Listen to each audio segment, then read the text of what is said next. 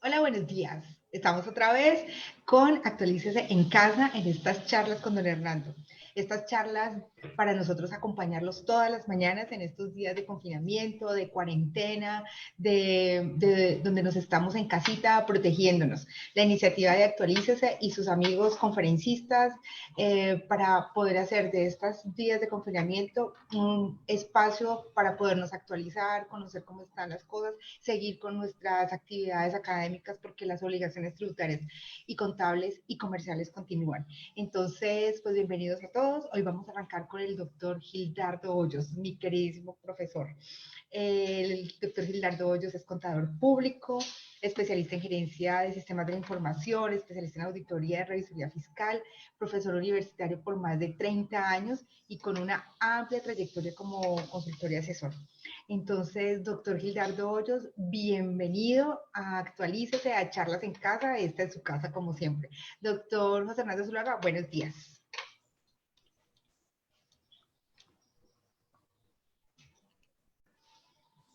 Don Hernando, buenos días. Buenos días, Carolina y Gildardo. Mi doctor Gildardo, mucho gusto en saludarlo y gracias por la colaboración y participar en este medio para contribuir con la formación de los contadores y actualización. Voy a hacer unas reflexiones que son las siguientes. Primero, debemos saber que las disposiciones vigentes que no han sido derogadas hasta el día 23 de abril de 2020 son 93 decretos. Debemos saber que el 15 de abril terminaron los 30 días en que el gobierno podía sacar decretos y no lo amplió. Entonces hay 93 decretos, unos con fuerza de ley y otros relacionados con el COVID-19, de los cuales hay 35 normas tributarias con fuerza de ley y 17 normas tributarias nacionales. 82 resoluciones y circulares e instrucciones emitidas por diversos organismos del Estado, de las cuales 42 son relacionadas con la tributación. He seleccionado unas frases de la doctora Mariana Mazzucato, que habla de la triple crisis del capitalismo. Y dice que la triple crisis es: la primera, la sanitaria; la segunda, la económica; y la tercera, que ve venir, es la crisis climática. El COVID-19, dice la doctora Mariana, está exponiendo más defectos en la estructura económica, especialmente en la precariedad del trabajo, por el surgimiento de la economía de las plataformas y el deterioro del poder de negociación de los trabajadores. Para la gran cantidad de personas, sin embargo, el teletrabajo no es una opción. Y por último, dice la doctora Mariana, el gobierno apoya a los trabajadores con contrato formal y lo mismo debe hacer con los autoempleados o independientes. Tiene la palabra el doctor Gildardo. Muchas gracias, doctor Hernando. Muchas gracias, Carolina. Señoras y señores, usuarios del portal actualicese.com, muy buenos días para ustedes. No saben la emoción que me embarga volver a comunicarme y tener contacto con ustedes. Hoy para que miremos en detalle, o pues no en detalle, perdónenme, para que miremos aspectos muy generales que es necesario tener en cuenta para la planeación de la declaración de renta de la persona natural. Bien, antes de comenzar, quisiera pues darle el agradecimiento muy sincero al doctor Hernando y a Carolina por invitarme en este espacio y sobre todo para compartirlo con todos los colegas. Inicialmente decirles que sí, un saludo muy cordial, muy cariñoso y que pues definitivamente nos cambió la vida y algún día nos volveremos a ver, como dicen los muchachos, face to face. Voy a hacer en el transcurso de la conversación, las personas que ya dominan este tema me excusen si de pronto en algunos momentos entro a ser muy elemental, pero siempre he sido un convencido de que lo elemental se vuelve fundamental. Y además, ¿por qué? Siempre debemos acordarnos que no solamente en el auditorio está el que sabe mucho, sino el que apenas está saliendo de la universidad o es un pichoncito de contador y se está iniciando en esto, y entonces, pues como dice el doctor Zuluaga, el conocimiento es del mundo. Entonces, vamos a entregar todo lo que podamos.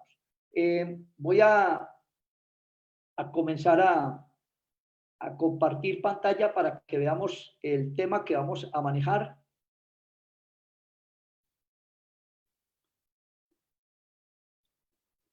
José, ¿ya se ve en pantalla, por favor? Sí, doctor, ya lo estamos viendo en pantalla. Señor, ya se ve. ¿Ya se ve? Sí. Ok. Hoy, pues presentarle también, antes de arrancar, un agradecimiento muy especial a la firma Alfredo López y compañía, para la cual hoy presto mis servicios como profesional en un área que se denomina el BPO, o lo que es la terciarización de la mayor parte de los procesos administrativos de los clientes. Dicho sea de paso, creo que con la conferencia que ya escucharon, que dictó el director de Parquesoft, definitivamente tenemos que entrar en la revolución digital, y hoy más que nunca se ve la necesidad por parte del empresariado colombiano de comenzar a tercerizar gran cantidad de procesos que tiene en su empresa, no solo la contabilidad, sino la nómina y una gran cantidad de procesos manuales que ya hoy, con este teletrabajo, se ha dado cuenta que no los necesita directamente y contratados directamente. Pero como dice el filósofo, nada es casual, todo sucede para bien. Muy bien, vamos a mirar entonces los elementos que es necesario tener en cuenta para la planeación o una correcta y perfecta planificación de la declaración de renta de la persona natural. Vamos a estar combinando no solamente los fundamentos, los principios puntuales, sino aquellos aspectos principales que de pronto no trae la norma, pero que desde el punto de vista procedimental es necesario tener en cuenta, así como lo mencionaba ahora el doctor Hernando, los impactos que tiene la normatividad vigente respecto de esta materia. Recordemos que hoy estamos con una situación muy, pero muy sui generis en nuestro país, y es que con la declaratoria de inexequibilidad por parte de la Corte Constitucional mediante mediante la sentencia C481 de 2016, la ley 1943 fue declarada inexequible, pero con una situación muy particular que todos ya creo que la dominan, y es que por su efecto de decaimiento, la Corte le dio la posibilidad de que este decaimiento fuera de manera gradual o de manera modulada o de manera moderada. ¿Qué quiere decir esto? Que se iba muriendo hasta diciembre 31 y vino obviamente lo que ya conocemos, la ley 2010 del 2019, que en un 90 o 99% recogió, revivió todo lo que había dispuesto esta ley 1943, pero que, como de todos he sabido, cuando sale una nueva ley, pues hay que mirar desde cuándo comienzan a surtir efecto los principios sustantivos y lo que tiene que ver con los hechos formales. Los sustantivos, pues obviamente comienzan a partir del 1 de enero del 2020. Pero como le decía ahora, la Corte también dijo, todo lo que haya dispuesto la ley 1943 de 2018 es un hecho jurídicamente consolidado. ¿Qué quiere decir? Que vamos a presentar la declaración de renta de la persona natural con todas las disposiciones que habían o que estaban vigentes hasta diciembre 31 del 2019. Muy bien.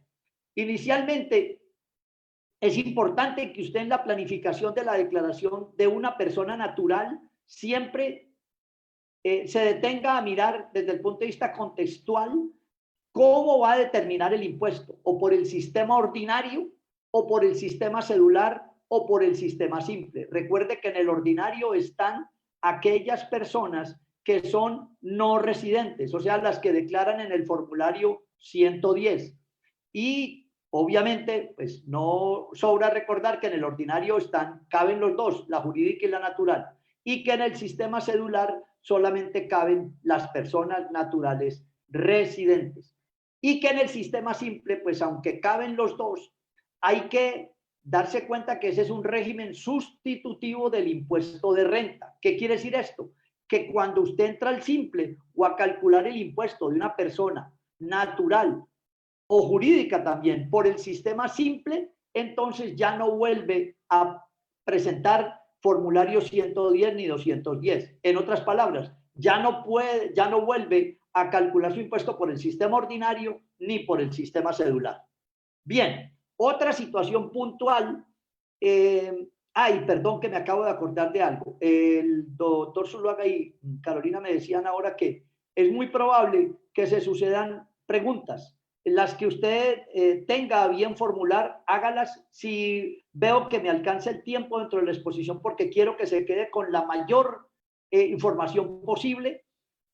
Si no se la alcanzamos a resolver, por favor, colóquelas al correo que al final le dejo, o las manda, actualícese a la doctora Carolina y ella me las reenvía y yo vía correo se las estoy respondiendo. Bueno, otra situación puntual entonces que es necesario tener en cuenta cuando se trata de la obligación de declarar es los famosos topes que tiene creados o dispuestos la ley a partir del artículo 591, 592 y 593 del Estatuto Tributario. Y que sé que la mayor parte de las personas ya lo dominan, no me voy a detener ahí en explicar cuándo tiene suficientes ingresos, patrimonio y demás, pero que sabemos que ya se volvió general desde hace varios años atrás, el que sencillamente con el solo hecho de tener 1.400 en ingresos o en consumos o en tarjetas o en consignaciones, desde ya estoy obligado a declarar, o que cumpla el tope del patrimonio de los 4.500 VT.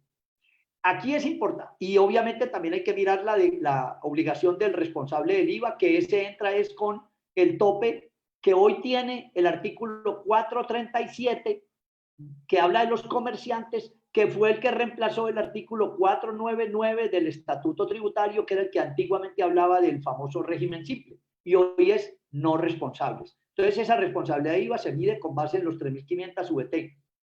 Ahora, en lo que tiene que ver con consignaciones. Ahora, aquí que es importante tener en cuenta que como hablamos ahora de que yo puedo determinar el impuesto de renta y complementarios de una persona natural, ya sea por el sistema ordinario, por el sistema celular o por el sistema simple, entonces tengamos en cuenta que cuáles son los efectos que tiene ese sistema simple o ese régimen simple de tributación en cuanto con la obligación de declarar.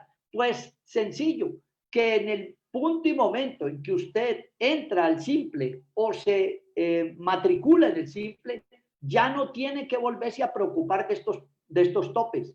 En el punto y momento en que usted entra al simple, siempre seguirá declarando, no importa el capital que tenga, no importa los ingresos que tenga. Ya no tiene que ponerse a mirar estos topes porque solamente se miran para el sistema celular o para el sistema ordinario.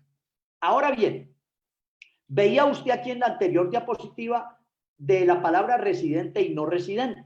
Pues resulta que ese es otro elemento fundamental, primordial, al momento de preparar una declaración de renta de una persona natural. La residencia. Eso es muy importante para efectos tributarios. Y es importante entonces la pregunta. Si usted quiere ahondar más en esto, léase el artículo 10 del Estatuto Tributario. Pero puntualmente, la primera pregunta, ¿cuándo soy residente, Gildardo? Le digo, primero usted tiene que mirar si por permanencia continua o discontinua tiene más de los 183 días, o porque la persona está en un servicio diplomático, o porque es un colombiano y está en cualquiera de estas situaciones, o que su situación conyugal no la ha definido adecuadamente y sus hijos menores viven en Colombia, o que el 50% más de sus activos, de lo que tiene, o de los ingresos, o de lo administrado en Colombia está aquí, o en el extranjero, perdón, o de lo requerido, o que en un momento dado usted sea requerido por la Administración de Impuestos, por la DIAN, de acuerdo con la oficina de migración que hay en los aeropuertos, pasan a ellos. La DIAN no puede requerir en cualquier momento y decirle, en mi concepto usted es un residente fiscal. Si usted no puede desvirtuar eso, pues obviamente se vuelve obligado a declarar como residente. Y finalmente, que de pronto usted tenga una residencia, en un paraíso fiscal. Ahora bien, dirá usted, ¿y por qué es importante el concepto de residencia para efectos tributarios? Pues resulta que es importante mirar si la persona natural o la sucesión ilíquida es residente o no es residente por lo siguiente. Primero, porque si es residente, la pregunta sería, ¿qué le grabo? Él le dice todo lo que él se gana aquí y todo lo que él se gana afuera, todo lo que tiene aquí y todo lo que tiene afuera. Ahora, el no residente, ¿qué le grabamos? Pues obviamente, solamente lo que se gana aquí y lo que tiene aquí. Ahora, ante la pregunta, ¿y qué régimen? Y mira la importancia que tenía lo que le decía ahora de los sistemas para determinar el impuesto a pagar. Vendría la pregunta, ¿y qué sistema le aplico a un residente? Entonces la legislación tributaria le dice, el régimen la renta líquida cedular. Oiga bien, la renta líquida cedular. Y en cambio, a un residente, ¿qué le aplico? Le dice, aplíquele o calcúlele su impuesto con base en el proceso ordinario. ¿Cuál es ese proceso ordinario para los estudiantes de contaduría que llegan hoy a este mundo de la tributaria? Eso lo tiene dispuesto desde hace mucho rato el artículo 26 del Estatuto Tributario, donde sencillamente le dice ingresos menos costos, menos gastos, le da una renta líquida. Finalmente, en el residente, ¿qué tarifa le aplico? Ah, pues si es lo que tiene que ver con su renta, el artículo 241. Si son ganancias ocasionales, el artículo 314. Si tiene que trabajar dividendos o recibe dividendos, considerar el artículo 242. Pero si es un no residente, entonces ya mira tablas diferentes. Ya mira para renta el artículo 247 y el artículo 316 en ganancias ocasionales. O si hay dividendos, artículos 245 y 247. Entonces, observe por qué es importante todos estos elementos tenerlos claros y puntuales. Afortunadamente a usted le queda este material. Entiendo que la firma Actualícese se los hace llegar. Les queda este material para que cada que tenga momento haga lo que llaman los gringos un checklist, un listadito de chequeo de qué me falta, qué le debo considerar a esta persona, porque, óigame bien, siempre he sido un convencido de que ni el famoso portal de la DIAN, de Ayuda Renta, ni ninguna persona en la calle que le ofrezca, que le hace la declaración de renta por 40,000, 50,000, 70,000 pesos, le podrá resolver estas preguntas. ¿Por qué? Porque el contribuyente se va a sentar allí y va a preguntar, ¿yo soy residente?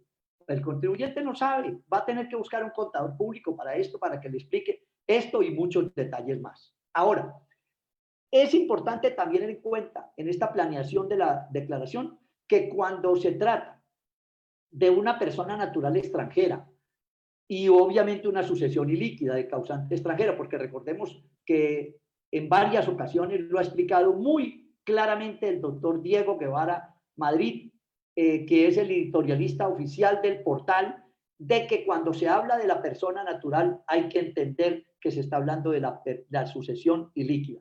Entonces, cuando estamos hablando de una persona natural extranjera o de una sucesión ilíquida no residente, entonces le dice la ley, si usted le practicó retenciones de aquellas que se tienen consideradas en el artículo 407 a 411, esa persona no está obligada a presentar declaración de impuesto de renta, porque así lo dispone puntualmente el artículo 592. Ahora, se preguntará usted, Gildardo, ¿y cuáles son esas retenciones que considera el artículo 407 y 411? Pues sencillamente cuando usted le ha hecho pagos al exterior por rentas de capital, rendimientos financieros puede ser, o rentas de trabajo, honorarios, comisiones, o que le ha pagado a profesores extranjeros que han traído para que dicte conferencias, o por la explotación de películas y programas de computador y adicionalmente por dividendos y participaciones.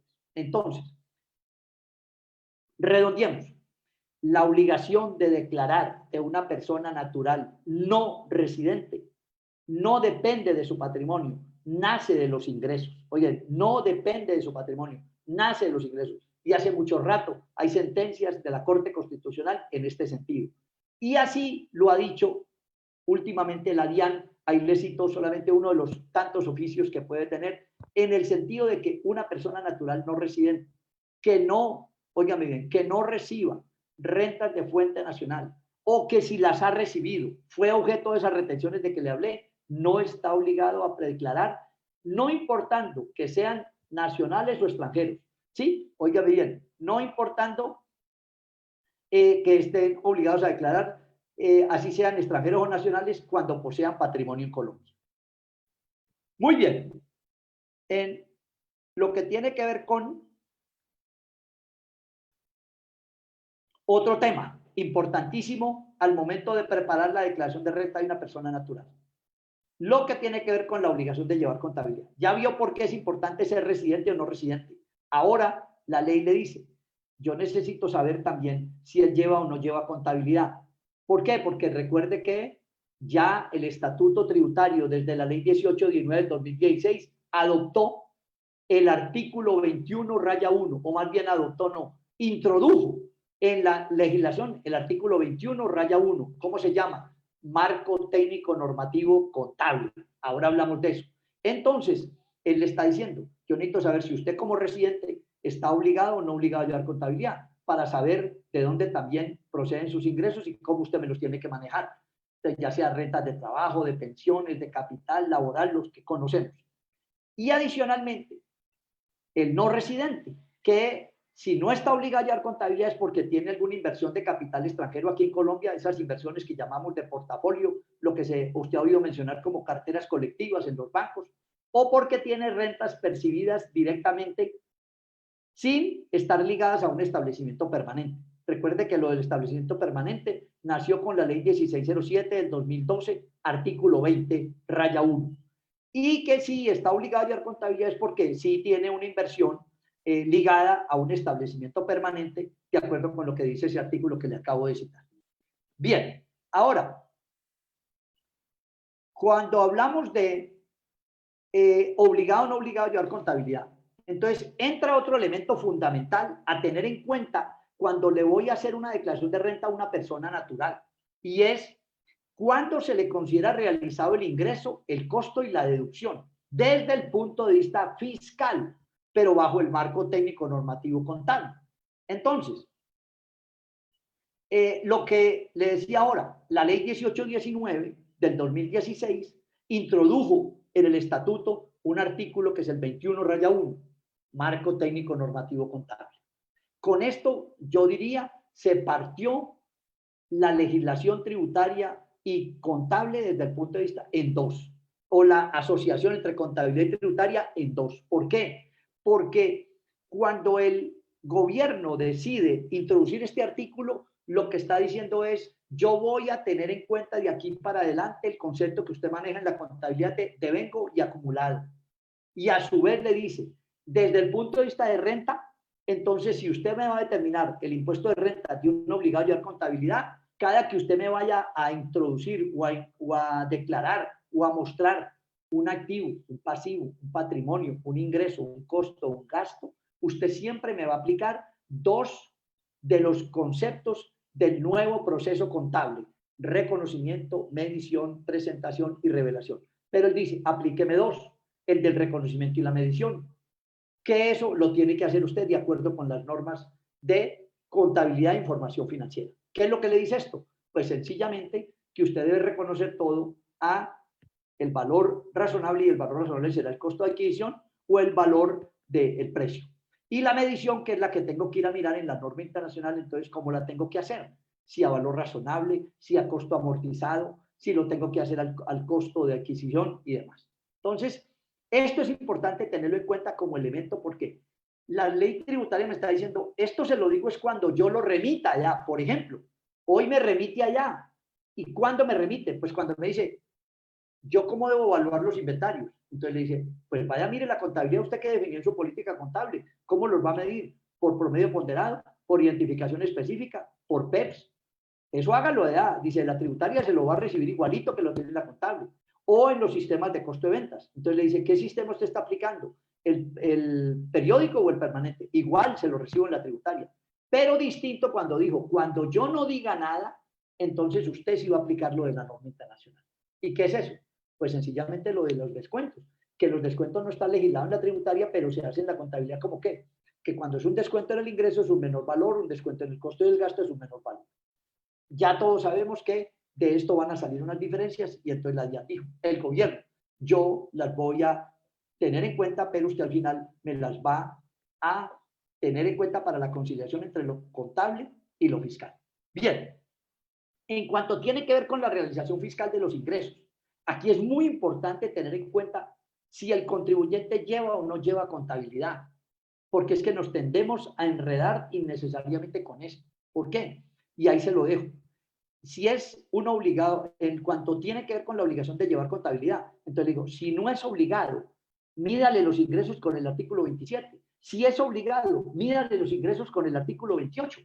Entonces, rápidamente, el no obligado, pues sencillamente sus ingresos los mide por lo que recibe efectivamente.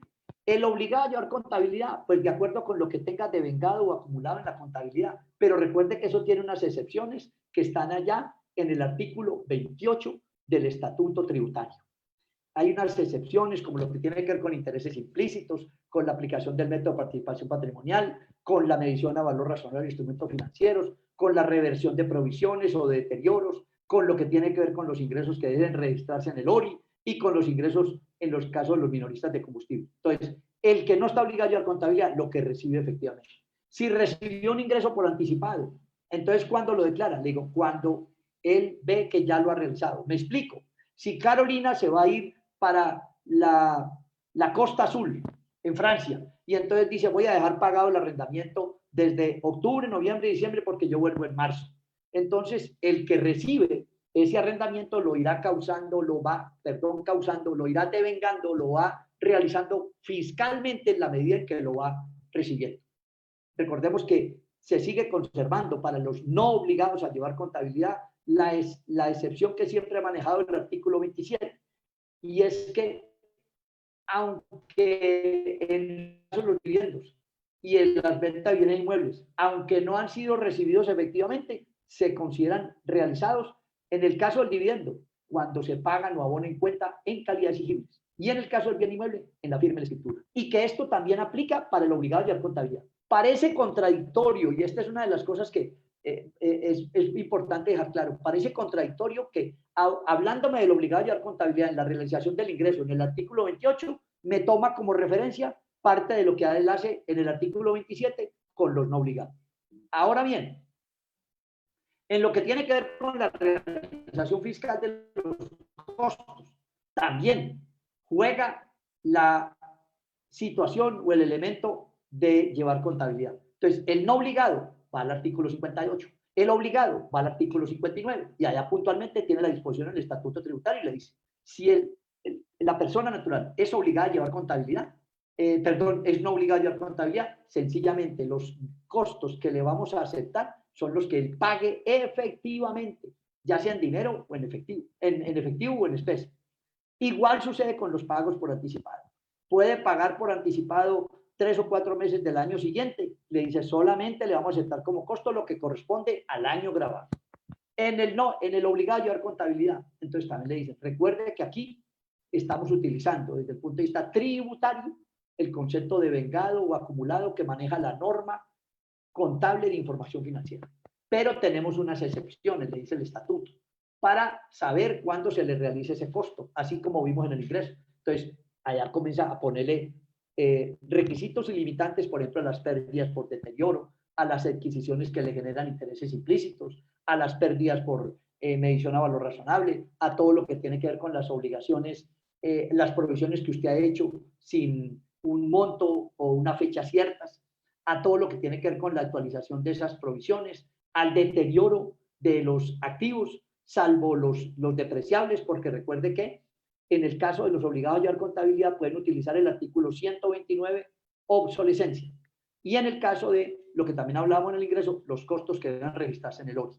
Ahora bien, es importante que si usted lleva contabilidad, revísele a su contribuyente el artículo 64 del Estatuto Tributario. Ahí hay unas formas en las cuales usted puede disminuir el inventario. Y recordemos que cuando usted tiene un inventario bajito, tiene un costo alto. Cuando usted tiene un inventario alto, tiene un costo bajito. Entonces ya sabrá que en la medida en que el costo le baje o le suba, su utilidad varía. Y si su utilidad sube, pues paga más impuestos. Si su utilidad baja, pues paga menos impuestos. En lo que tiene que ver con las deducciones, igual, si ese contribuyente, respecto de la obligación de llevar contabilidad, no está obligado, váyase por el artículo 104. Si está obligado, váyase por el artículo 105. Y aquí sucede algo muy similar a lo que pasa con los costos. Es que en el no obligado a llevar contabilidad es lo que pague efectivamente. En el obligado a llevar contabilidad es lo que tenga devengado o acumulado, que ya hemos dicho, tiene unas excepciones y tiene unas limitantes. Ahora bien, ¿aquí de qué le van a hablar? Pues otra vez de si tiene transacciones de interés implícito, pérdidas por medición a valor razonable, o tiene actualización de pasivos, o tiene deterioros, o tiene deducciones que usted deba registrar en el uso.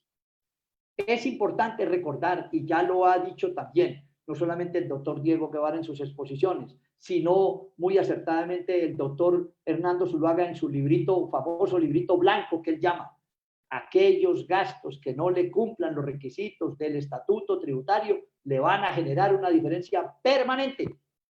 Entonces, recuerde que es importante tener en cuenta esto. ¿Por qué? Porque que las permanentes pues me van a jugar para aumentarme el impuesto, porque como no me las va a aceptar, entonces me va a subir la utilidad, pero que las temporarias son las que se toman para el impuesto diferido.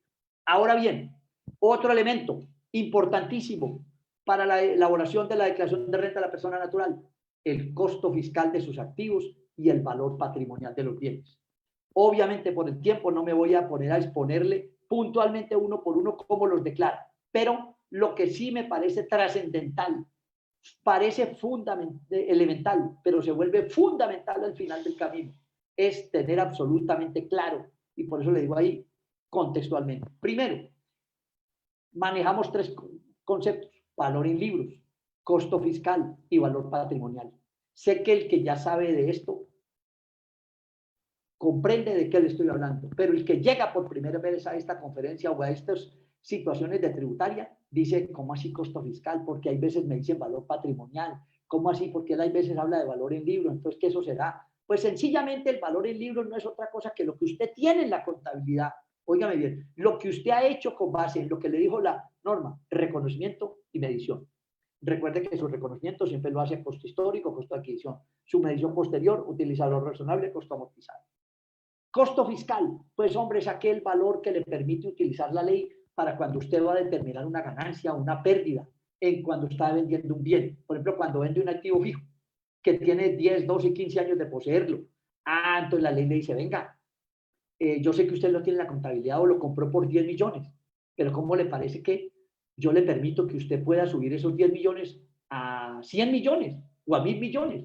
Dice, ¿cómo así? Dice, claro, utilice el artículo 70, reajustes fiscales, utilice el artículo 72, decláremelo por el avalúo, o utilice el artículo 73, vaya, conviértame ese valor del año de adquisición por un factor que yo le doy allá y eleva el costo fiscal. ¿Qué hizo ahí? Pues al elevar el costo fiscal, compararlo con el valor de la venta, pues obviamente la utilidad se eleva al suelo. Y finalmente, el valor patrimonial no es otra cosa que el valor o el monto que creó la ley o que estableció la ley para declararle un bien o un derecho apreciable en dinero. O sea, los valores por los cuales yo debo llevar los bienes a la declaración de renta, que ahí puede ser o costo de adquisición o costo fiscal. Costo de adquisición, lo que me valió, o costo fiscal, si yo ya he venido utilizando los reajustes fiscales del 70, 72 y 73 del Estatuto Tributario. Ahora bien, otro tema fundamental y trascendental en la elaboración de la declaración de renta de persona natural: ¿cómo manejo la renta líquida celular, Gildardo? Te digo, vamos a intentar dejarle claro esta situación. A ver, lo ubico de acuerdo con lo que dispone hoy el artículo 330 del Estatuto Tributario y que, como le dije, vamos a mirar qué sucedía antes de que entrara la ley 1943 del 2018, que muchos dirán, no, pues como eso fue declarado inexequible, yo ya no tengo en cuenta eso, ya solamente utilizo lo que le dice la ley 2010. Pues sí, es correcto la interpretación, pero como estamos presentando la declaración de renta, recuerde que eso es un hecho jurídico consolidado. Entonces tengo que presentarla de acuerdo con lo que dijo la ley 1943, a pesar de que la ley 2010 tomó gran parte de eso. ¿Sí? Pero bueno, ¿a dónde me voy? a que usted hasta el 2018, que era cuando regía la ley 1819 del 2016, que entró a regir a partir del 2017, entonces le dijo, usted me va a preparar una cédula de rentas de trabajo, una cédula de rentas de capital, una cédula de rentas de pensiones, una de rentas no laborales y una de dividendos. Teóricamente 5, pero yo siempre le he dicho, cada que he tenido oportunidad de estar en estas conversaciones, no son 5 cédulas, para mí son 8 cédulas. ¿Por qué, Gildardo? Y yo diría que 9. ¿Por qué, Gildardo? Porque en la de dividendos usted tiene que hacer 2. Una para los no grabados y otra para los grabados. Y adicionalmente, usted tiene que hacer una cédula para la renta presuntiva. Porque yo necesito saber demostrarle al Estado porque yo no lo declaré por renta presuntiva o porque estoy declarando por renta presuntiva. Necesito dar una cédula adicional cuando tengo ganancias ocasionales. Y eso es muy normal en una persona natural, que venda un bien inmueble y le genere una ganancia ocasional. Entonces debo tener una cédula que me diga cuánto recibí, cuánto es el costo que le puedo asociar, cuánto es la parte exenta de esa ganancia ocasional, muy diferente a renta exenta, y cuánto es finalmente el valor grabado. Y adicionalmente, una muy peligrosa, pero muy peligrosa y que yo siempre le digo a cada que tengo oportunidad de estar aquí con ustedes, nunca le entregue una declaración de renta a una persona natural sin antes haber hecho la renta por comparación patrimonial. Y no solo a la natural, a la jurídica también, pero resulta que la jurídica, como lleva contabilidad, es más fácil explicar las diferencias patrimoniales, pero en la persona natural muchas veces no. Y los señores que trabajan en el sector salud lo saben. Ahora bien, ¿qué hago hoy en el 2019? Le dijo la ley 1943 que se aplica ahora. Mire, ya no me va a hacer época de cédulas, me va a hacer una cédula, la cédula general, la cédula de pensión y la cédula de vivienda. Entonces yo digo, bueno, listo. ¿Y qué hago? ¿Qué incluye en la cédula general? Me dice, todo lo que tenga por rentas de trabajo, artículo 103 del Estatuto Tributario, todo lo que usted reciba por rentas de capital, o sea, todo lo que usted, ingresos de rendimientos financieros, arrendamientos y demás, y todo lo que reciba por rentas no laborales. Dice, ¿y esas cuáles son? Me dice, esa es una cédula que se llama reciclaje. ¿Por qué? Porque esa es la que recibe todos los conceptos que no se han identificado o que usted no ha podido identificar en la cédula de renta de trabajo, ni en la de capital, ni en la de pensiones, ni en la de dividendos. Entonces dice, esa va a ser una sola cédula. Me hace la de cédula de pensiones y la de dividendos. Y obviamente, tengo que seguir haciendo la cédula para presuntiva, para ganancia ocasional y para renta por comparación patrimonial. Ahora bien, así las cosas, tenga muy presente, y es muy importante observar esto, es que en lo que tiene que ver con esa redeterminación cedular, tanto para el 2019 y comenzará a aplicar, por eso se llama planificación o planeación de la declaración de renta, no solamente la del 2019, sino planifique la del 2020 también, ¿sí? Entonces, tenga en cuenta ya que en la cédula general, ya usted sabe que incluye 3 tipos de ingresos, pero recuerde que y en la de pensiones, pues lo que es pensiones de vejez y validez, y en la de dividendos ya sabemos que incluye y participación. Pero recuerde que cada una de ellas ya son 3 de las que inicialmente creó el gobierno, cada una de ellas tiene derecho a que lo disminuya con ingresos que no constituyen renta ni ganancia ocasional. O sea, son valores que yo puedo disminuir o restar. Pero concretamente, tenga muy en cuenta en el caso de la cédula general, que como allá tiene renta de trabajo, la ley 1943 incluyó una disminución muy importante a título de ingreso que no constituye renta ni ganancia ocasional. ¿Y cuál es? Pues las famosas cotizaciones voluntarias al RAIS, régimen de ahorro individual de solidaridad, pero que tienen una limitante, que no sea mayor al 25% del ingreso laboral tributario anual y también que no supere las 2.500 UF. Eso es como todo lo que hace el gobierno. Le doy, pero le quito un pedazo. Entonces, solamente me sale dando el 10%. Pero bueno, algo es algo, peor es nada, decía mi mamá. Y en cuanto se trata de costos y gastos, tenga mucho cuidado, porque usted observa que la de pensiones y la de dividendos no le recibe ni costos ni gastos. No le puede incluir. Sí puede incluir costos y gastos en las rentas de capital y en las no laborales, de acuerdo con los requisitos que me establece el Estatuto Tributario. Obviamente, ¿cuál? El principal, el 107, expensas necesarias. ¿Qué se conoce una expensa necesaria? Que tiene relación de causalidad, necesidad y proporcionalidad. Y que cumpla con el artículo 771-2, que es el soporte, factura, documento equivalente o documento sustitutivo. Pero tenga en cuenta que los costos y en el caso de rentas de trabajo no se permite. Ahora bien, ¿en cuánto tiene que ver? Y ahora ampliamos un poquito más esto. En lo que tiene que ver con las rentas exentas, recuerde o mire, observe que solamente los reciben la cédula general y la cédula de pensiones, más no la de dividendos. ¿Sí? Esa no admite esas rentas exentas. Hay que tener en cuenta aquí que las rentas exentas y las deducciones tienen una limitante del 40% sobre el ingreso neto, que no supere 5.040. Ahora vamos a mirar que hay unas decisiones de la Corte y una situación que trajo la ley 943 que es muy importante tener en cuenta aquí para esa limitante. Bueno, ahora bien, termina usted de hacer ingreso menos ingreso que no constituye, menos costos, menos gastos, menos rentas exentas. ¿Llega a qué? A una renta líquida cedular en cada una de ellas. Para lo que tiene que ver con la cédula general, me dice, eso va a la tabla 241, que está del 0 al 39%. Recuerden que eso lo estiró o lo amplió la ley de 943. Igual con la de pensiones. Pero con la de dividendos, entonces le dice, por eso usted tiene que dar dos cédulas. Me le aplica unos porcentajes a los no grabadas y otra a las grabadas, de acuerdo con el artículo 242, que extrañamente nos puso a aplicarle a las grabadas inicialmente la tarifa de la persona jurídica del año en que se las abonen en cuenta y una tarifa marginal después de disminuir ese impuesto. Ahora bien, en lo que tiene que ver con esa renta líquida gravable de la cédula general, que sé que es donde mayor preguntas hay y donde más inquietudes se presentan.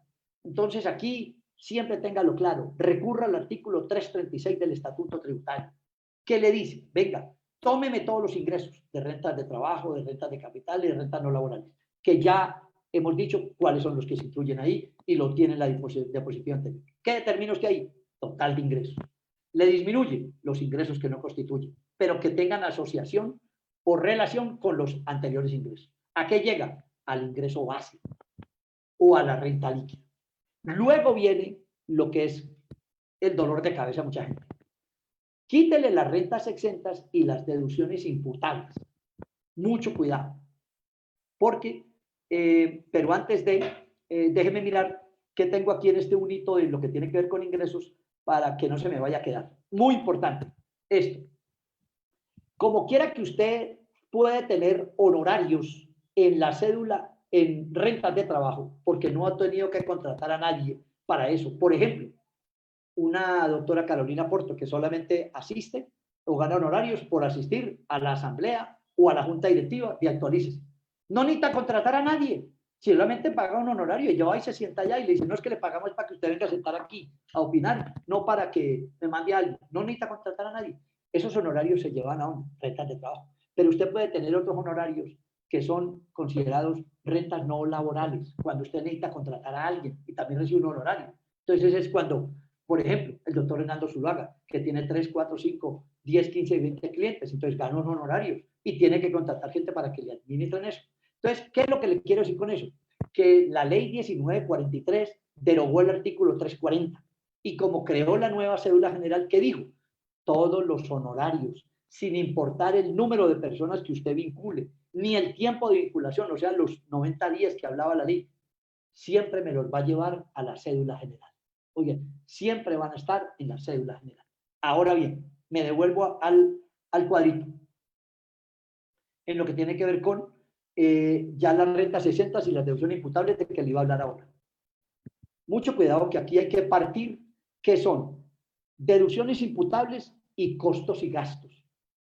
Deducciones imputables casi que está referido únicamente a las rentas de trabajo, porque diría usted, ¿y qué son deducciones imputables, Gildardo? Digo, deducciones imputables es aquello que la ley dijo es un gasto que no tiene relación de causalidad con la producción de su renta, pero yo se lo voy a aceptar. Por ejemplo, todo lo que está en el artículo 387, interés de vivienda, medicina prepagada, dependientes y demás.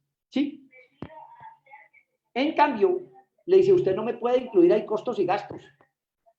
¿Por qué? Porque desde hace mucho rato está establecido que las rentas de trabajo yo no las puedo afectar con costos. Por ejemplo, yo no puedo decir que tengo que asumir en costos de ropa, de alimentación, de transporte para ir a trabajar.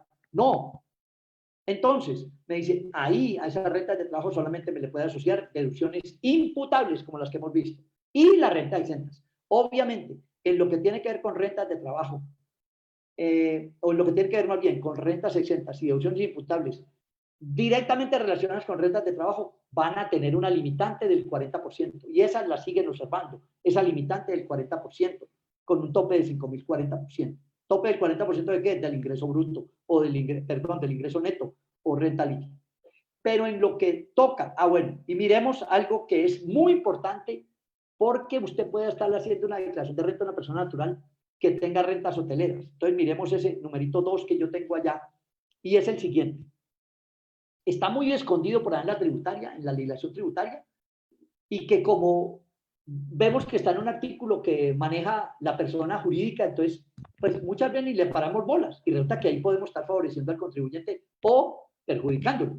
Y mire lo que me dice, que es extraño, porque está hablando de persona jurídica, el estatuto, pero en el literal parágrafo 5 del artículo 240 le dice, las rentas exentas a que tenga derecho una persona natural que preste el servicio hotelero, que esté conforme a la vigencia del momento de la construcción, obviamente cumpliendo de cuando le aprobaron la constitución o la remodelación de ese hotel nuevo, usado y demás, esa renta exenta que él tenga derecho no está sujeta a la limitante del 336. ¿Y qué es? El 40%.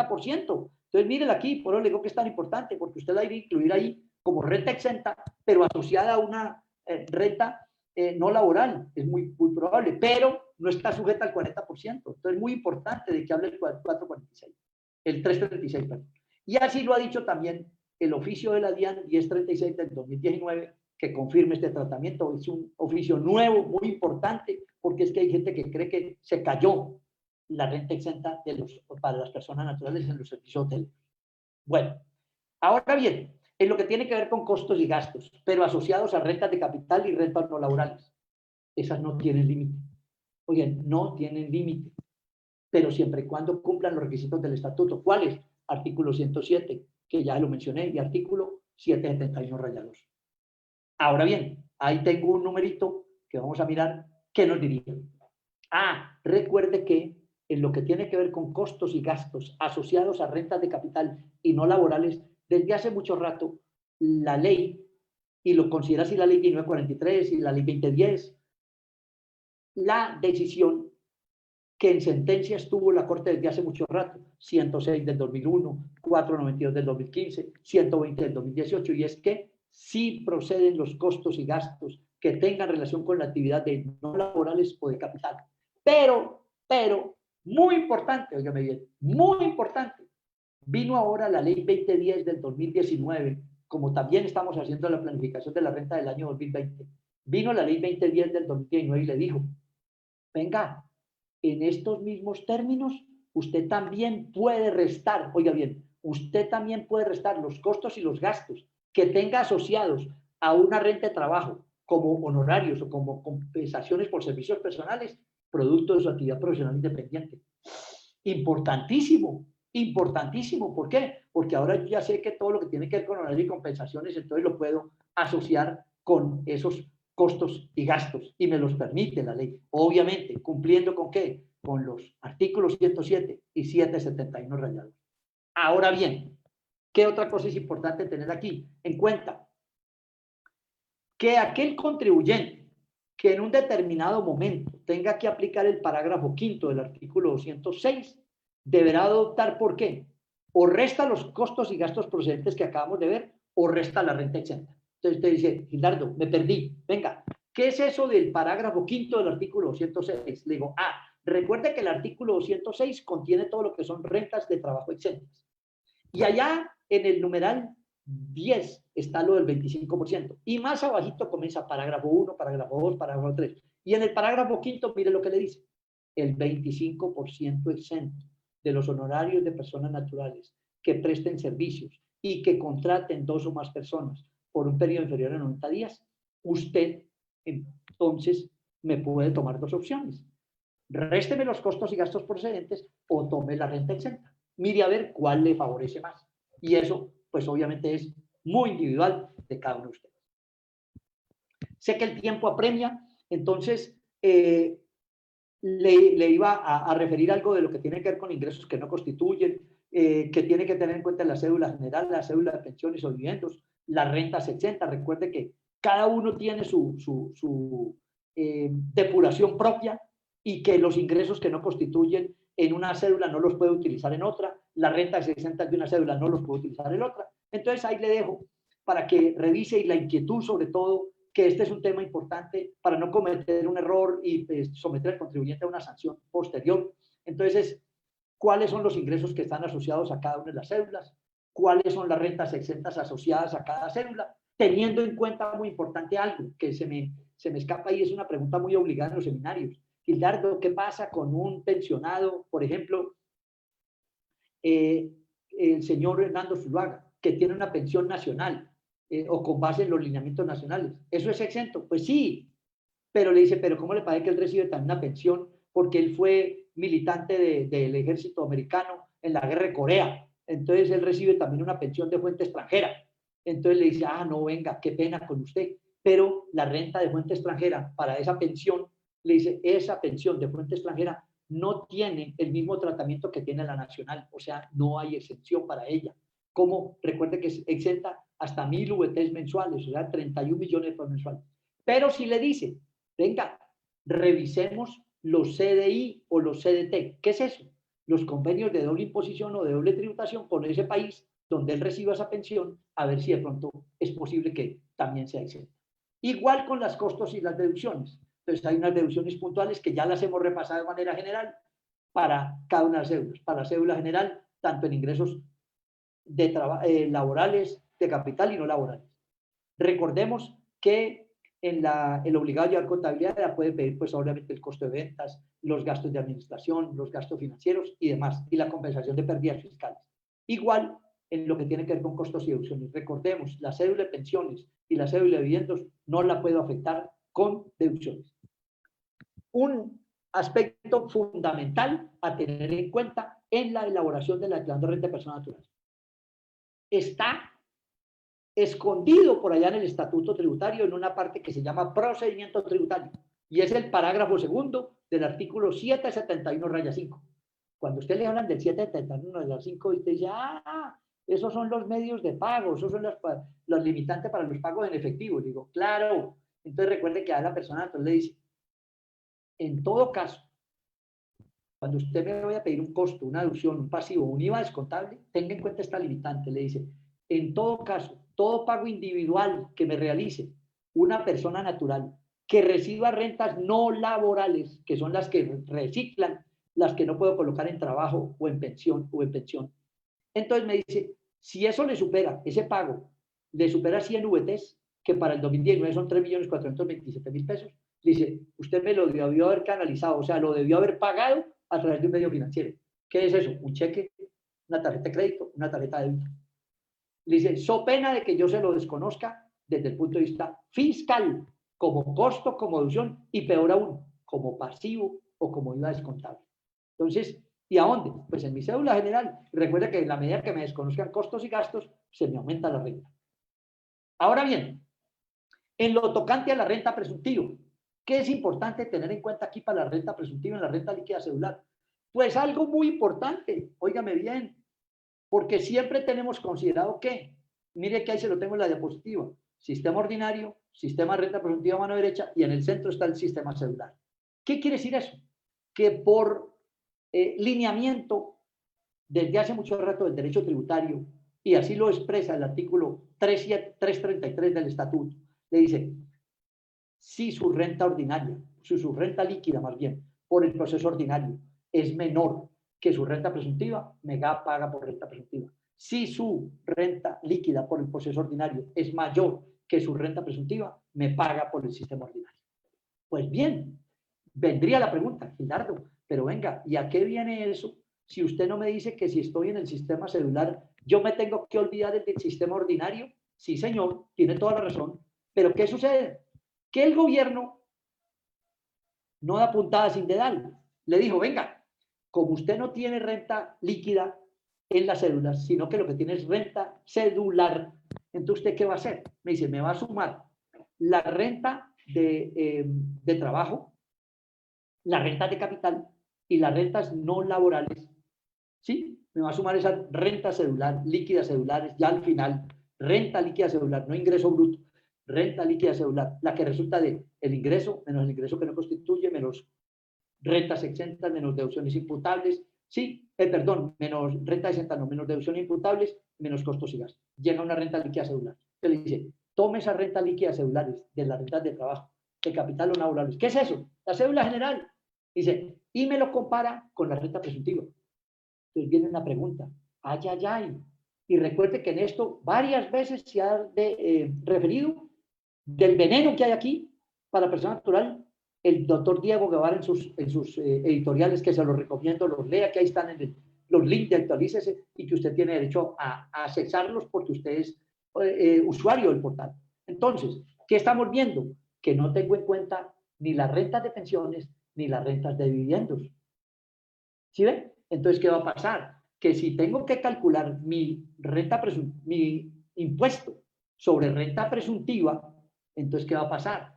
Que va a haber una limitante en lo que tiene que ver con las famosas rentas exentas, porque solamente voy a poder tomar, recuerde que cuando usted calcula el impuesto de la persona con base en renta presuntiva, le dice renta presuntiva menos rentas exentas. Y la pregunta sería, ¿cuánto resto? Antes recuerde que eso era proporcional. Antes de la ley 1943, la ley 1943 lo cambió. Y ahora ¿qué rentas exentas coloco? Solamente las que tengan la cédula general. Y recuerde que esas están limitadas al 40%. Entonces estoy perdiendo plata. Ahora bien, en el modelo de depuración de la renta presuntiva, no me voy a detener mucho aquí porque ya usted conoce este modelo, sabe que es básicamente tomar el patrimonio líquido del año anterior y disminuirle los valores patrimoniales netos que permite la ley. Sí, pero sí me quiero detener básicamente en lo que tiene que ver con la persona natural, que en la persona natural, aunque utiliza este mismo modelo que lo utiliza la persona jurídica, lo puede utilizar la persona natural, pero que en el caso concreto de la persona natural le dice, únicamente usted me puede restar también ahí de esos bienes del patrimonio líquido las primeras 8.000 VTs de su casa o vivienda de habitación. Estamos hablando hoy de 274 millones, una plata interesante. Ahora bien, preguntará usted, Hildardo, ¿y qué pasa si yo al determinar el impuesto, como usted dice, sumo la renta líquida cedular de la cédula general que tiene de trabajo, capital y no laboral, y lo comparo con la renta presuntiva? Entonces, y es mayor, ¿qué me pasa? Entonces digo, si su renta líquida comparada, calculada por renta líquida cedular es mayor que la presuntiva, no hay problema. Su renta líquida cedular es renta líquida. Pero si su renta presuntiva es mayor, entonces paga sobre renta presuntiva. Me dice, ¿y ahí cómo hago? ¿Y a dónde la llevo? Entonces le digo, va a adicionarla a la renta líquida, a la cédula general, como renta líquida agravable. Es decir, vuelve y se forma la discusión que antes se formó. Ay, entonces la sumo ahí, pago doble. No, desafortunadamente hoy no le puedo decir el número del renglón porque, como ustedes saben, el formulario 210 no lo ha oficializado el Estado. Ya oficializó el 110 por una resolución, pero la resolución del 210 es un mero proyecto, no ha salido. Entonces no le puedo decir el renglón donde usted podría llevar la renta presuntiva ya puntualmente en ese nuevo formulario. Ahora, cuando usted calcula el impuesto por renta presuntiva, porque es mayor que la ordinaria, ¿eso qué le genera? Un exceso de renta presuntiva sobre la ordinaria para el año siguiente. Por decir algo, si su renta ordinaria eran 100, 2019, y en la renta presuntiva son 120, ahí tiene 20 de diferencia. Como paga por renta presuntiva, le dice, tiene 20 de exceso de renta presuntiva que me puede tomar como compensación en los años siguientes. ¿Cuántos años? 5 años. Pero entonces usted dice, venga, Hildardo, ¿y a dónde compenso un exceso de renta presuntiva? Le está diciendo lo de ello en la cédula general. Ahora, muy importante, y a mí me gusta mencionarle estas cositas porque es que muchas veces se nos quedan cosas por allá, como nos pasaba muchas veces con el componente inflacionario, que hoy no le hablo de él porque no juega para el 2019, no para el 2020, que lo revivió la 2010. Entonces, mire que hay una cosita por ahí en el procedimiento tributario que es muy peligrosa, y es el artículo 755-3, y es que hay una renta presuntiva por allá, escondida, y es una renta presuntiva que el gobierno asume por consignaciones en cuentas bancarias y de ahorro. Esto es cuando la niña Carolina le presta su cuenta corriente o de ahorro a su tía o a un amigo, o viceversa, un amigo se aprovecha de ella para decirle, voy a mandar plata que es mía para Colombia, para una casa, y entonces, ¿qué es lo que dice el gobierno? Le dice, vea, si yo tengo un indicio grave de que los valores que se están consignando en una cuenta de un tercero pertenecen a usted como contribuyente, al que usted le está haciendo la declaración de renta, le dice, yo voy a adoptar una presunción legal. Y es que el valor de esas consignaciones se las voy a tomar como renta líquida gravable. ¿Por cuánto? Por el 50%. Me dice, pero es que no llevo contabilidad. Dice, no me importa, independiente de que le figuren o no en su contabilidad. ¿Qué es el problema aquí? Es que si esa persona a quien le están asumiendo esa presunción legal porque tiene dineros que son de él pero consignados en cuenta de un tercero, y que eso lo hacen muchas empresas, ¿sí? Con los pobres mensajeros, con las personas que pagan por allá en las obras, los ingenieros y demás. Entonces le dice, si esa persona de pronto es responsable de IVA, entonces el valor de esas consignaciones se los voy a adicionar como ingreso gravado porcentualmente cada bimestre. ¿Y qué es lo peor? Que ese IVA, como es generado, pues no me admite descontables. Entonces, como dice mi mamá, muerto. ¿En cuánto hace con las pérdidas fiscales? ¿Qué pasa con las pérdidas fiscales? Acuérdese qué pasaba. En el 2016, hasta cuando duró la ley 1819 del 2016, yo las podía tomar o en las rentas de capital o en las rentas no laborales. Siempre me ha dicho que en las rentas de la misma cédula, pero me dijo, sin embargo, si usted tiene pérdidas fiscales anteriores a 2016, tómemelas en las rentas de capital o en las rentas no laborales, proporcionalmente a cómo se tengan el ingreso. Pero en definitiva, las de 2017 en adelante y 2018, usted me las va a tomar solamente en las rentas de la misma cédula. Pues, ¿cómo le parece que ahora cambió la cosa para el 2019 y el 2020? O sea, ley 1943, que aunque fue inexequible, la recoge la 2020 y demás, pero se considera un hecho jurídico consolidado. ¿Qué me está diciendo hoy? Sígamelas, óigame bien, sígamelas compensando en las rentas de la misma cédula. O sea, donde se le presenten, ahí las puedo restar. Pero hoy usted ve que cuando ya usted no habla de rentas de capital ni de rentas laboral, sino que habla de cédula general. Y allá tienen rentas de trabajo, rentas de capital y rentas no laborales. ¿Sí? Entonces, ¿qué va a suceder aquí? Me dice, Ricardo, venga, y si yo traigo una pérdida fiscal desde hace 5 o 6 años atrás, o sea, la traigo desde antes del 2016, ¿se me pierde? Y le digo, no, la del año anterior en la ley dijo, compénseme en la cédula general. ¿Sí? Compénseme en la cédula general. Pero mucho cuidado aquí, porque recuerde que en la cédula general están rentas de trabajo, rentas de capital no laborales. Y puntualmente siempre ha dicho el Estado, las rentas de trabajo usted no me las puede rentar con pérdidas fiscales. Entonces, solamente si tengo rentas de capital y rentas no laborales incluidas en la cédula general. Y algo que es importante es que la renta de pensiones y las rentas de dividendos en ningún momento me han admitido nunca pérdidas fiscales. ¿En cuánto hace? Y ya vamos llegando al final. ¿En cuánto hace? Con las rentas por comparación patrimonial. ¿Qué es eso? ¿Cómo juegan las cédulas de la persona natural? Mire, esto es lo que yo siempre le he dicho. Por favor, nunca le entregue una declaración de renta a una persona natural. Sobre todo los que no están obligados a llevar contabilidad, como por ejemplo un médico, ¿sí? O una persona que trabaja en el sector de la salud, que son los que pues, más tengo presentes, sobre todo porque lo hablo con propiedad porque mi hija trabaja o pertenece al sistema de salud. Entonces, ¿qué pasa? Que pues ellos trabajan medio tiempo en una clínica alquilados y por la tarde en su consultorio. Suponga que él recibe 10 pacientes nomás diarios, póngalos a 200,000 pesos, recibe 2 millones líquidos diarios. Oye, miren, ¿cuánto es al año? ¿Cuánto es al mes? Y resulta que con eso resulta comprando edificios, apartamentos, casas, carros.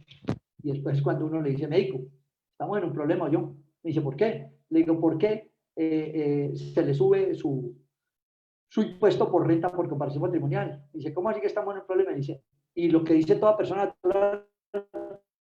que ya lo sabemos, mire a ver usted qué va a hacer, pero yo no puedo pagar más. Y eso es normalmente lo que dice la persona natural, pero el problema es de él, ¿sí? Entonces, mire, ¿por qué le digo que le ponga cuidado a esto? Porque es que siempre el gobierno me dice, compáreme el patrimonio del año anterior con el de este año. Lo que le crezca, usted me lo debe justificar a través de los ingresos. Vamos a mirarlo, ¿sí?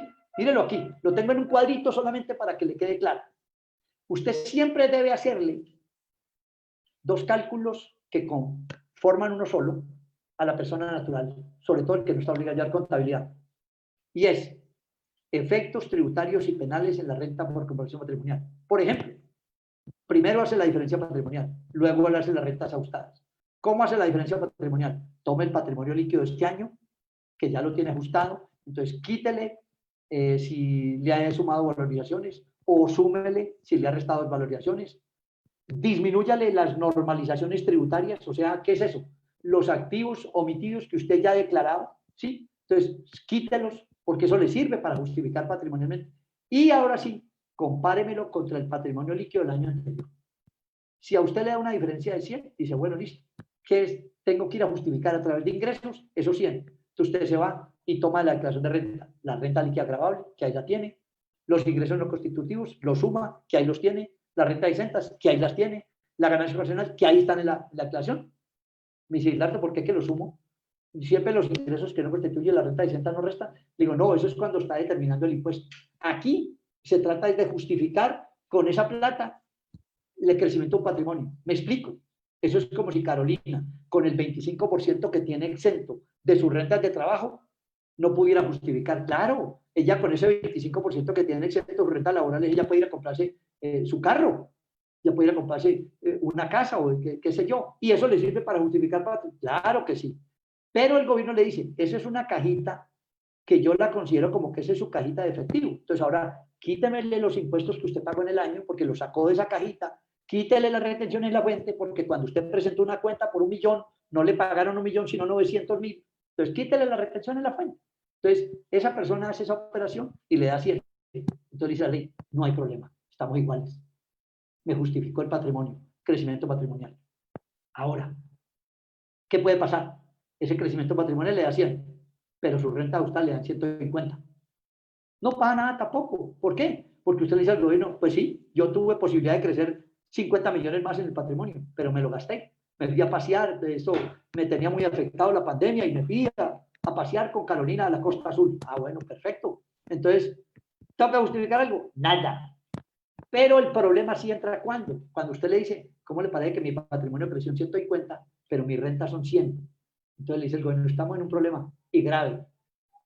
¿Por qué? Porque tributariamente no hay problema.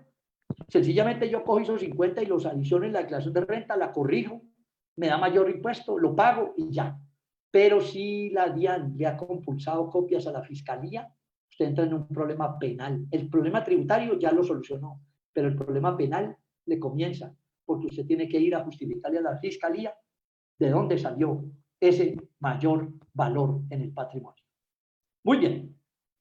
Ya con esto vamos terminando porque entiendo que son 45 minutos y por ahí me mandaron ya un pitico. Entonces, rápidamente, otro elemento fundamental que formulario a utilizar. Ya lo vimos ahora. Los no residentes en el 110 naturales, los residentes en el 210. Recuerde que ya está la resolución para el 110, que es la 023. Para el 210 no ha salido, es un proyecto. Tiene que considerar allá si es obligado o no obligado a llevar contabilidad, ya eso lo vimos atrás. Importante otro elemento, las fechas de vencimiento de la declaración. No vaya a ser que usted se quebró la cabeza por su cliente y se le quede la declaración porque se acordó y se le quedó. Entonces, tenga ese calendario, actualice, se regala un calendario cada año a los suscriptores grandísimo, pégalo en la pared de todo lado y de la visera del carro para que no se le va a olvidar. En lo que tiene que ver con el reporte de conciliación fiscal, muy importante, otro elemento aquí. ¿Por qué? Porque recordemos que ese formato 2516 lo deben elaborar los obligados o los voluntarios que llevan contabilidad y que declaran en el 110. ¿Sí? Obviamente, conservando ese tope de los ingresos de 45.000 VTs, que hoy son 1.542 millones. Y que el 2517 pues todavía sigue ahí como como dicen las señoras, lo tengo como un arrocito en bajo. Ahí lo tiene como medio calentando, entonces no está obligado a la presentación y solamente lo diligencia. Eso sí, tenga muy presente que la conciliación fiscal se divide en dos. Una que se llama el control de detalle y otra que se llama el reporte oficial de la conciliación. El control de detalle usted lo tiene que tener guardado, que es el Excel, donde tiene explicadas las diferencias entre lo contable y lo fiscal, si es que lleva contabilidad. Y el que tiene que ver con el reporte fiscal, que es el formulario o el 2516 o el 2517 en su momento, lo presentará cuando lo llame la ley.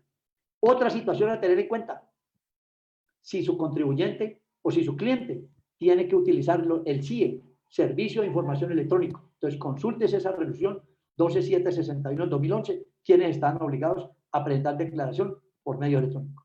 Y un minuto y termino.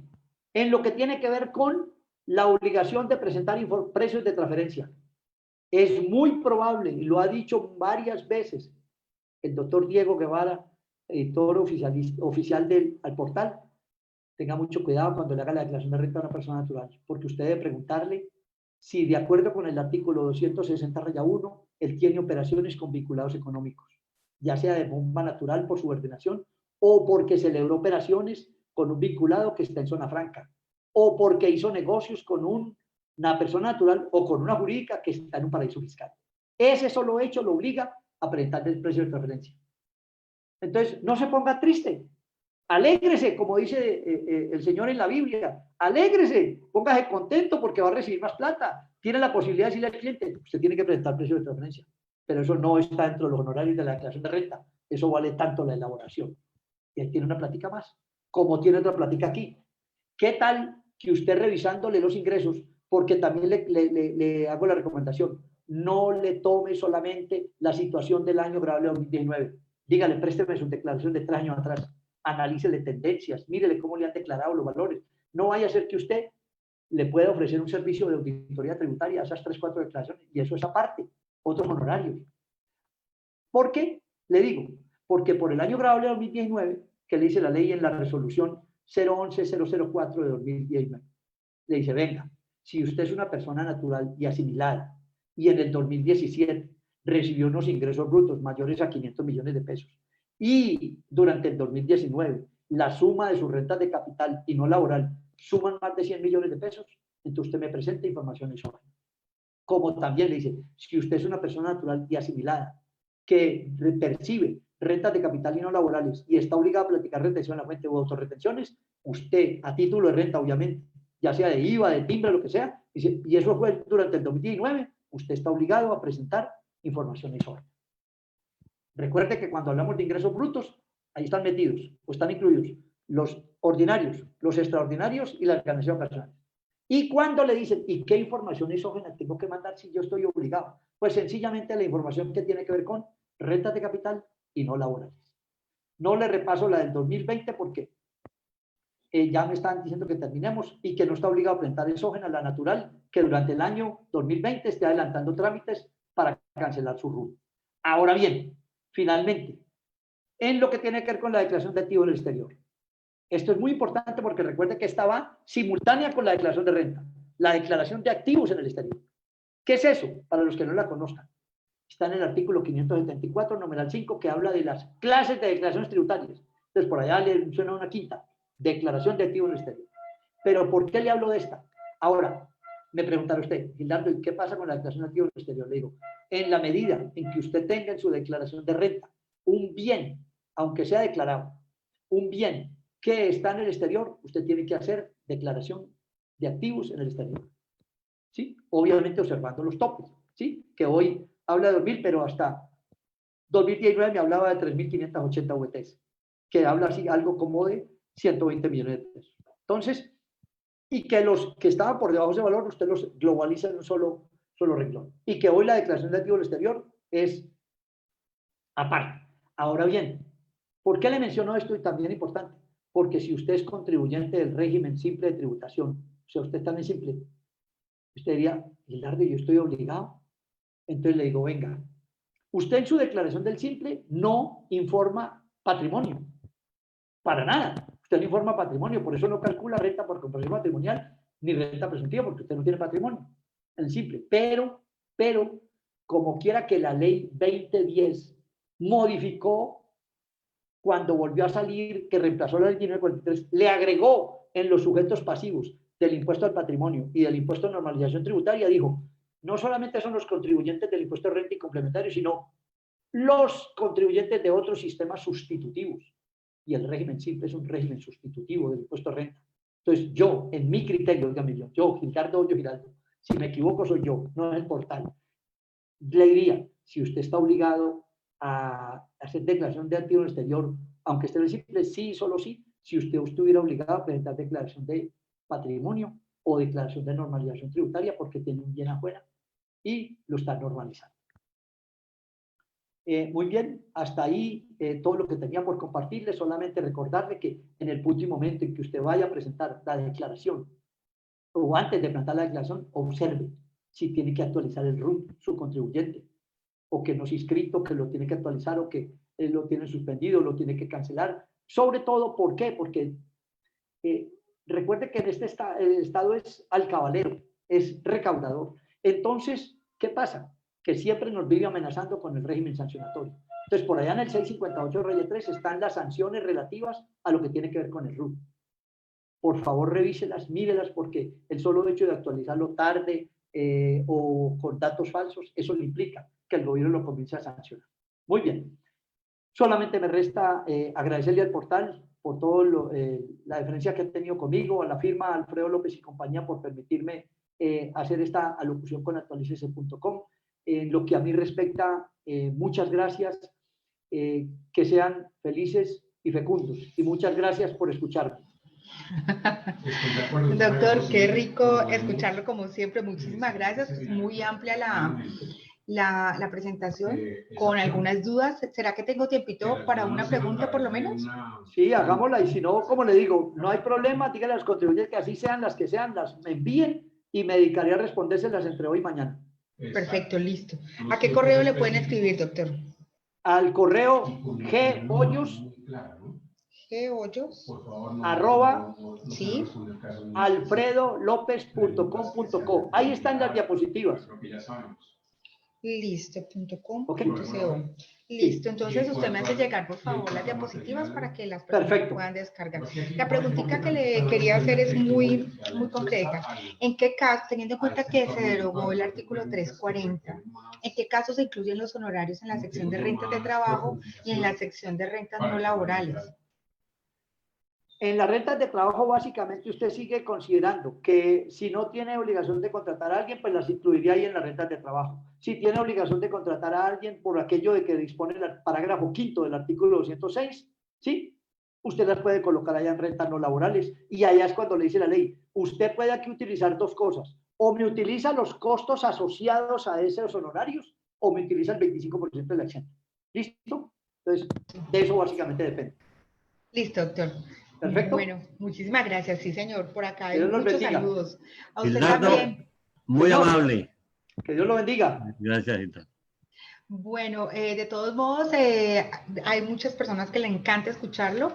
Les explicamos que tenemos pendiente un curso, un webinar sobre declaración de renta. Madrúguele a la declaración de renta para que estén pendientes. Está pronto ya está en edición para que todas las personas que pues, quieran va a estar en la página. Dentro de poco sale para la venta, entonces para que estén pendientes. La charla que sigue es con el doctor Mauricio Gómez. Vamos a hablar de digitalización y contabilización en tiempos del COVID-19. Entonces las personas que están aquí con nosotros pues quedan invitadas y doctor Gildardo Hoyos invitadísimo para que se quede con nosotros. Yo le paso el link.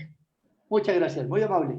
Qué rico verlo de nuevo y tan saludable. Bueno, señor, entonces saludos a todos y nos vemos en 40 minuticos. Chao, chao.